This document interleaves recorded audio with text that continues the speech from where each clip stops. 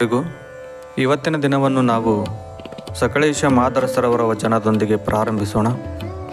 ಜನಮೆಚ್ಚಿ ಶುದ್ಧನಲ್ಲದೆ ಮನಮೆಚ್ಚಿ ಶುದ್ಧನಲ್ಲವಯ್ಯ, ನುಡಿಯಲ್ಲಿ ಜಾಣನಲ್ಲದೆ ನಡೆಯಲ್ಲಿ ಜಾಣನಲ್ಲವಯ್ಯ, ವೇಷದಲ್ಲಿ ಅಧಿಕನಲ್ಲದೆ ಭಾಷೆಯಲ್ಲಿ ಅಧಿಕನಲ್ಲವಯ್ಯ, ಧನ ದೊರಕದಿದ್ದಡೆ ನಿಸ್ಪೃಹನಲ್ಲದೆ ಧನ ದೊರಕಿ ನಿಸ್ಪೃಹನಲ್ಲವಯ್ಯ, ಏಕಾಂತ ದ್ರೋಹಿ ಗುಪ್ತಘಾತಕ ಯುಕ್ತಿಶೂನ್ಯಂಗೆ ಸಕಳೇಶ್ವರ ದೇವ ಒಲಿ ಎಂದಡೆ ಎಂತೊಲಿವನಯ್ಯ.